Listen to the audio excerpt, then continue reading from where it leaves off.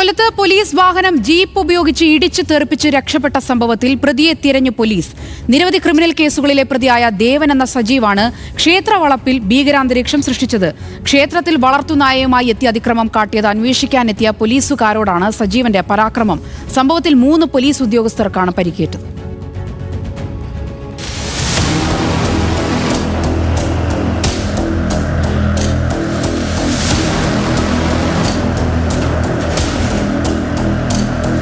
പത്തനാപുരം പുത്തൻകാവ് ശ്രീ മഹാവിഷ്ണു ക്ഷേത്ര മൈതാനത്താണ് നാടകീയ രംഗങ്ങൾ അരങ്ങേറിയത്.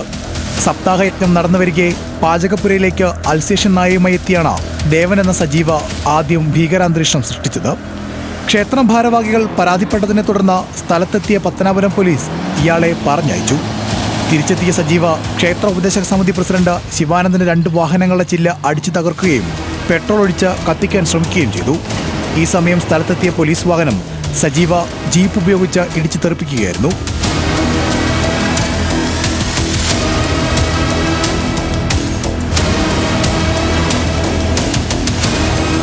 മൂന്ന് തവണയാണ് പോലീസ് ജീപ്പ് ഇടിച്ചു മറിക്കാൻ ശ്രമിച്ചത്. പോലീസ് വാഹനത്തിലുണ്ടായിരുന്ന സിവിൽ പോലീസ് ഓഫീസർ അനീഷിനും മറ്റു 2 പോലീസുകാർക്കും പരിക്കേറ്റു. പോലീസ് വാഹനം തകർന്ന നിലയിലാണ്. പിന്നാലെ സജീവ സ്ഥലത്തു നിന്ന് രക്ഷപ്പെട്ടു.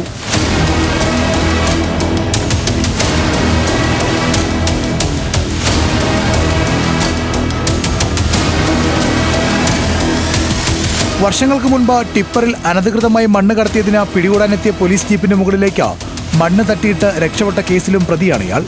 പൊതുമുതൽ നശിപ്പിച്ചതിനും കൊലപാതക ശ്രമത്തിനും പത്തനാപുരം പോലീസ് കേസെടുത്തു. ഒളിവിൽ പോയ സജീവിനായി അന്വേഷണം ഊർജിതമാക്കിയിരിക്കുകയാണ്.